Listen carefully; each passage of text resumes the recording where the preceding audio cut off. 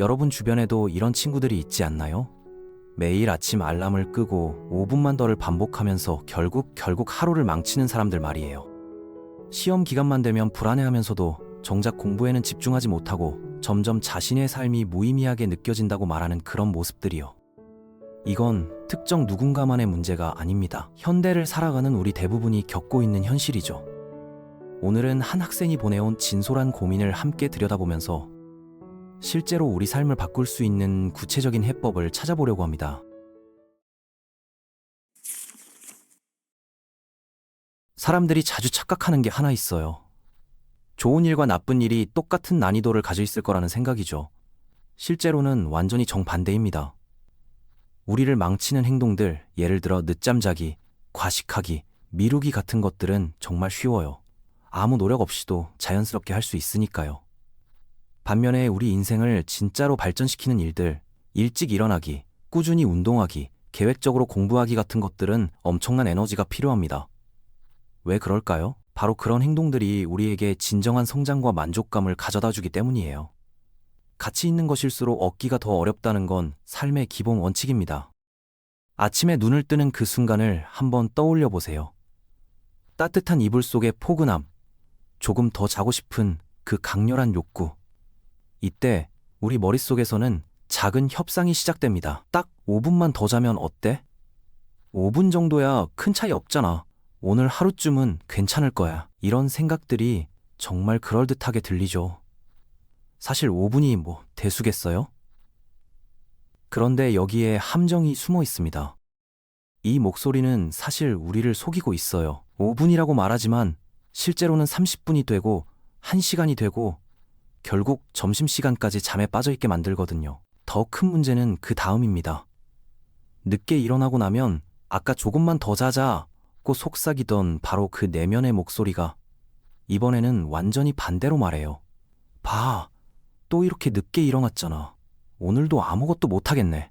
넌 왜 이렇게 의지가 약해? 같은 자책의 말들로 바뀌는 겁니다.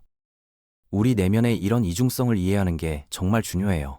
순간순간 편한 선택을 유도하다가 나중에는 그 결과에 대해 책망하는 패턴이 반복되거든요. 뇌과학자들의 연구에 따르면 즉각적인 보상을 원하는 뇌 영역과 장기적인 목표를 추구하는 뇌 영역이 서로 다르다고 합니다. 아침의 그 순간은 바로 이 두 영역이 충돌하는 전쟁터인 셈이죠.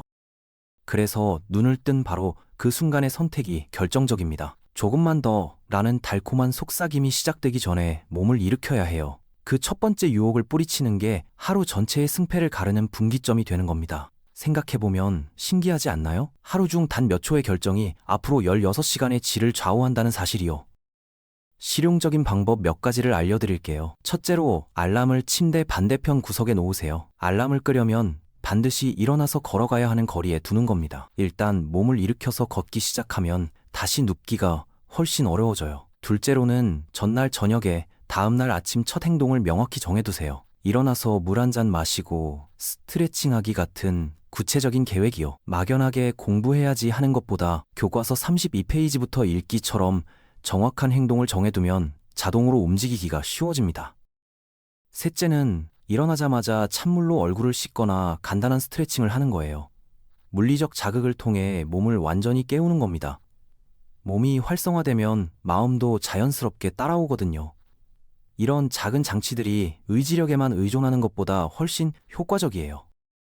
제가 살면서 항상 되새기는 원칙이 있는데요. 이게 정말 강력한 진리라고 생각합니다. 오늘 쉬운 길을 선택하면 내일의 삶은 더 고달파지고 오늘 어려운 길을 선택하면 내일의 삶은 한결 수월해진다는 거예요. 이건 모든 영역에 적용되는 불변의 법칙입니다. 아침에 일어나는 건 분명 힘든 선택이에요. 따뜻하고 안락한 이불 속을 포기하고 차가운 현실로 나와야 하니까요. 하지만 매일 어려운 선택을 해나가면 시간이 지날수록 인생이 점점 편해집니다. 규칙적인 생활 패턴이 만들어지고 계획대로 일이 진행되고 자신감이 생기고 성취감을 느끼게 되죠. 반대로 매일 아침 늦잠이라는 편안함을 택하면 어떻게 될까요? 그 순간은 기분이 좋을지 몰라도 하루 종일 죄책감과 불안감에 시달리게 됩니다. 오늘도 망했네, 또 아무것도 못했어 같은 생각들이 머릿속을 채우죠. 이런 패턴이 쌓이면 자존감이 무너지고 삶의 통제력을 잃어버리게 됩니다. 그런데 많은 분들이 걱정하시는 부분이 있을 겁니다. 평생 이렇게 힘들게 살아야 하나요? 매일 아침마다 전쟁을 치러야 하는 건가요? 좋은 소식을 전해드릴게요. 영원히 힘들지는 않습니다. 행동과학 연구 결과를 보면 새로운 습관이 자리 잡는데 평균적으로 3주에서 2개월 정도 걸린다고 해요. 사람마다 습관의 종류마다 차이가 있지만 대략 21일 정도만 견디면 자연스러운 일상이 되는 겁니다. 3주 동안 매일 아침 일찍 일어나는 걸 반복하면 그게 자동적인 습관으로 굳어져요. 그 이후부터는 매번 일어날까 말까 고민할 필요가 없어집니다. 마치 양치질하듯이 자연스럽게 몸이 반응하게 되는 거죠.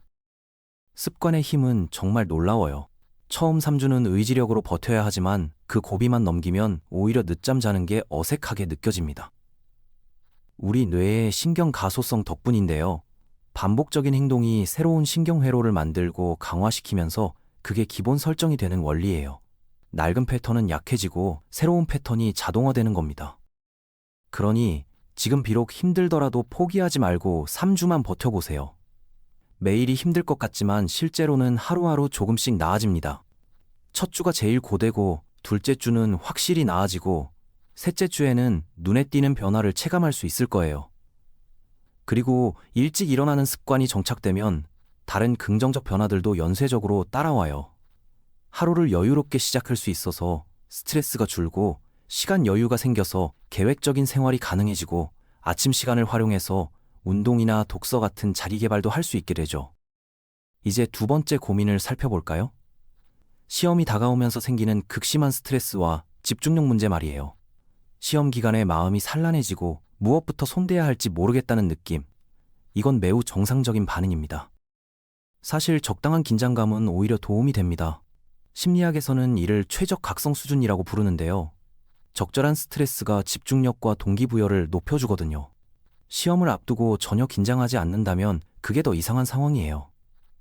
문제는 스트레스가 과도해져서 우리를 압도할 때입니다. 이럴 때 중요한 건 스트레스를 없애려고 하기보다는 관리하고 활용하는 방법을 배우는 거예요. 가장 효과적인 전략은 한 번에 하나씩만 처리하는 겁니다. 압도당하는 느낌은 대부분 해야 할 일들을 동시에 다 떠올리기 때문에 생기거든요. 국어도 해야 하고, 수학도 해야 하고, 영어 단어도 외워야 하고, 과학 개념도 정리해야 하고, 이렇게 모든 걸 한꺼번에 생각하면 당연히 머리가 복잡해집니다. 마치 컴퓨터에서 프로그램을 너무 많이 실행해서 속도가 느려지는 것과 비슷해요. 대신 이렇게 접근해보세요. 지금 이 순간에는 오직 하나의 과목, 하나의 주제에만 온전히 집중하는 겁니다. 예를 들어 역사를 공부하고 있다면 그 순간만큼은 수학도 영어도 완전히 잊어버리세요. 마치 세상에 역사밖에 없는 것처럼 완전히 몰입하는 거죠. 그러면 놀랍게도 집중의 질이 완전히 달라집니다. 뇌가 한 가지에만 모든 에너지를 쏟을 수 있게 되니까요. 여기서 포모도로 방식을 활용해 보시길 권합니다. 25분간 완전히 집중해서 공부하고 5분간 휴식을 취하는 방법이죠. 핵심은 정해진 시간 동안만큼은 다른 생각을 하지 않는다는 점입니다. 나중에 저것도 해야 하는데, 내일 시험인데 이것만 하고 있어도 되나? 같은 생각이 떠오르면 메모지에 빠르게 적어두고 다시 현재 공부로 돌아와요. 이렇게 하면 머릿속이 훨씬 깔끔하게 정리됩니다.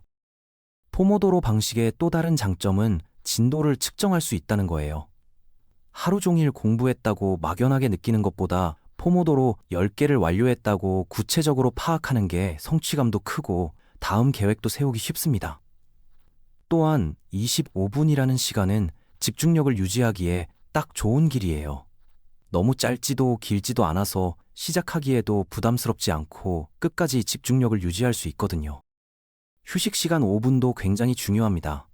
이 시간에는 완전히 공부에서 벗어나서 몸을 움직이거나 창밖을 바라보거나 간단한 스트레칭을 하세요. 뇌에게 잠깐 숨 돌릴 시간을 주는 게 다음 25분의 집중력을 더욱 높여줍니다. 이렇게 구조화된 방식으로 공부하면 같은 시간을 써도 효율이 훨씬 좋아져요. 공부하다 보면 때로 좌절감을 느낄 때가 있습니다. 열심히 했다고 생각했는데 성적이 안 나오거나 시험에서 원하는 결과를 얻지 못할 때요. 특히 최선을 다했다고 믿었는데 결과가 좋지 않으면 더욱 무너지게 되죠. 이런 상황에서 가장 중요한 건 절대 포기하지 않는 마음가짐입니다. 실패는 끝이 아니라 새로운 시작점이거든요. 성공한 사람과 그렇지 못한 사람의 가장 큰 차이는 실패를 대하는 태도예요. 성공한 사람들은 실패를 학습의 기회로 삼고 더 나은 방법을 찾기 위한 데이터로 활용합니다. 인생을 살면서 넘어지지 않을 수는 없어요. 중요한 건 넘어진 후에 어떻게 반응하느냐입니다. 한 번 실패했다고 모든 게 끝난 게 아니에요. 2번, 3번, 심지어 10번을 실패해도 다시 일어설 수 있습니다. 토마스 에디슨이 전구를 발명하기까지 수천 번의 실험이 필요했다는 이야기는 유명하죠. 그런데 에디슨은 이를 실패라고 생각하지 않았어요. 전구가 켜지지 않는 수천 가지 방법을 발견했다고 말했습니다. 이처럼 관점을 전환하는 게 핵심이에요. 시험에서 좋지 않은 성적을 받았다면 그걸 실패로 여기기보다는 내가 보완해야 할 부분을 알아낸 소중한 정보로 받아들이는 겁니다. 실패로부터 배우는 자세가 필요해요. 왜 원하는 결과를 얻지 못했는지 냉정하게 분석하고 다음에는 어떻게 다르게 접근할 것인지 구체적인 계획을 세우는 거죠. 단순히 더 열심히 하자가 아니라 실질적인 개선점을 찾아야 합니다. 예를 들어 영어 시험에서 점수가 낮았다면 어떤 영역에서 틀렸는지 파악해보세요. 문법이 약했는지, 독해 속도가 느렸는지, 어휘력이 부족했는지 분석하는 거예요. 문법이 문제였다면 기본 개념부터 다시 공부하고, 독해 속도가 느렸다면 시간 재면서 연습하고, 어휘가 부족했다면 단어 암기 계획을 세우는 식으로 맞춤형 대책을 마련하는 겁니다.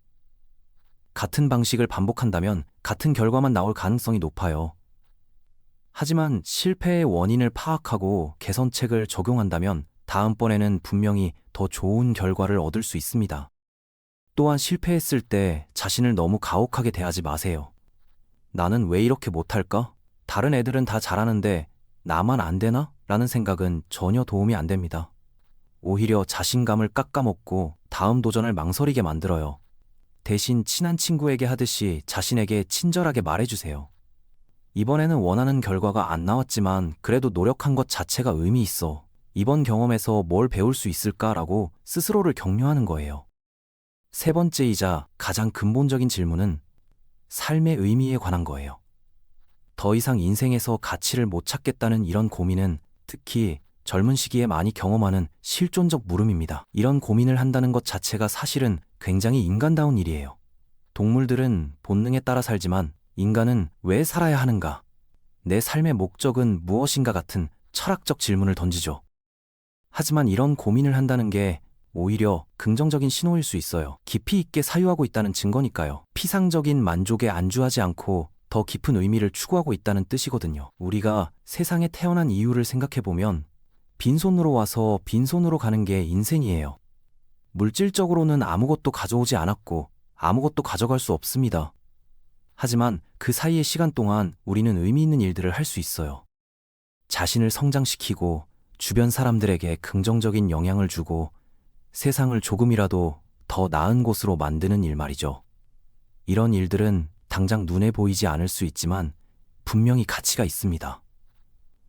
정신과 의사였던 빅터 프랑클이 쓴 책을 보면 인간은 어떤 극한 상황에서도 의미를 찾을 수 있다고 해요. 나치 수용소라는 극도로 절망적인 환경에서도 사람들은 살아갈 이유를 발견했다는 겁니다.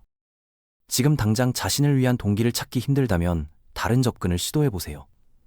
자신을 사랑하는 사람들을 위해 노력하는 겁니다.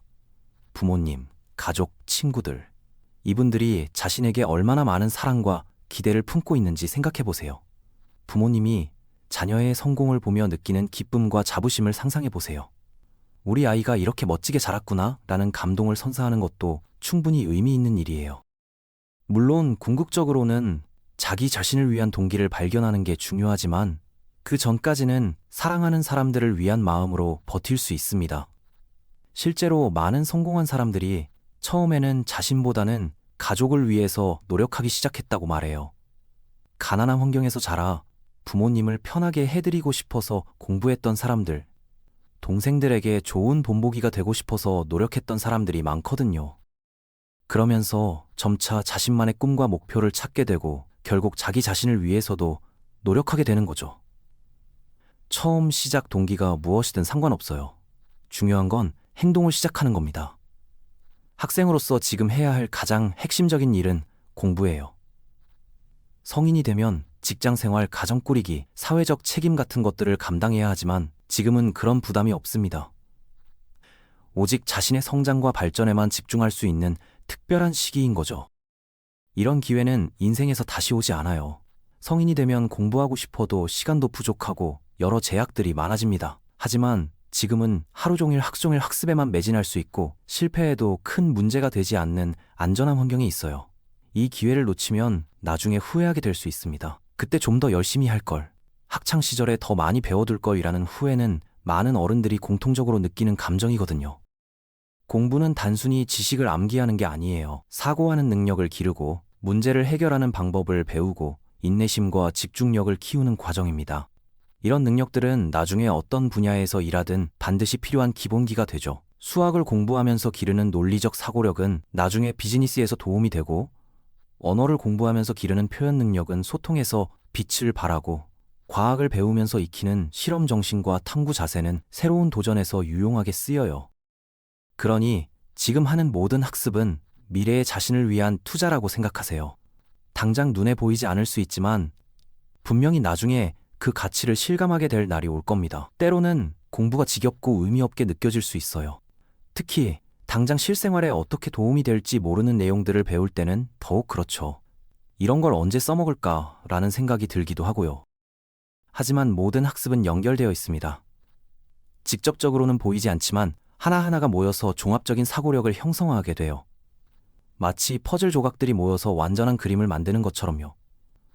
또한 학습 과정에서 기르는 끈기, 집중력, 문제 해결 능력 같은 것들은 어떤 분야에서든 필요한 보편적인 역량입니다. 공부를 통해 이런 능력들을 기를 수 있다는 것 자체가 큰 의미가 있어요. 무엇보다 중요한 건 포기하지 않는 마음가짐이에요. 힘들다고 해서 결과가 즉시 나타나지 않는다고 해서 중도에 그만둬서는 안 됩니다. 성장이라는 건 하루아침에 이뤄지는 게 아니거든요. 마치 나무가 자라는 것처럼 천천히, 하지만 꾸준히 발전해 나가는 거죠. 나무는 하루하루 자라는 모습이 눈에 보이지 않지만 1년 후에는 분명히 달라져 있어요. 인간의 성장도 마찬가지입니다. 실제로 성공한 많은 사람들의 이야기를 들어보면 그들 역시 수많은 실패와 좌절을 경험했다는 걸 알 수 있어요. 차이점은 그들이 그런 어려움을 겪을 때마다 포기하지 않고 계속 도전했다는 점입니다. 실패를 두려워하지 않고 실패로부터 배우며 더 나은 방법을 찾아 다시 시도했던 거죠. 이런 과정을 반복하면서 점차 원하는 결과에 가까워지게 되는 겁니다. 스티브 잡스는 자신이 세운 회사에서 쫓겨났지만 포기하지 않고 다시 돌아와서 더 큰 성공을 이뤘고, 마이클 조던은 고등학교 농구팀에서 탈락했지만 그 경험을 발판으로 세계 최고의 선수가 됐습니다. 이들의 공통점은 실패를 최종 결과가 아닌 과정의 일부로 받아들였다는 거예요. 그리고 그 과정에서 배우고 성장했기에 결국 더 큰 성취를 이룰 수 있었습니다. 지금 이 글을 읽고 있는 것만으로도 이미 좋은 시작이에요. 자신의 문제를 인식하고 해결책을 찾으려고 노력하고 있다는 뜻이니까요. 많은 사람들이 문제가 있다는 것조차 깨닫지 못하거나 알고 있어도 바꾸려는 노력을 하지 않습니다. 하지만 지금 이 순간 변화를 원하고 있다면 그것만으로도 충분히 희망적이에요. 변화의 첫 단계는 현재 상황을 인식하는 것이고, 두 번째 단계는 변화하려는 의지를 가지는 것이거든요. 이미 이 두 단계는 통과한 셈입니다. 변화는 작은 것부터 시작돼요.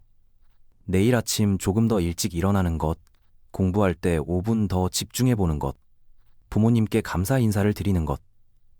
이런 작은 실천들이 모여서 큰 변화를 만들어냅니다. 완벽하게 하려고 하지 말고 조금씩이라도 꾸준히 개선해 나가는 게 중요해요.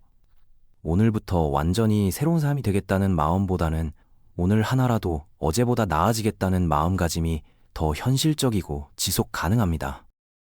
예를 들어 지금까지 정오에 일어났다면 내일부터 갑자기 새벽 6시에 일어나려고 하지 마세요. 대신 30분씩 조금씩 앞당겨 나가는 게 좋습니다. 몸과 마음이 변화에 적응할 시간을 주는 거죠.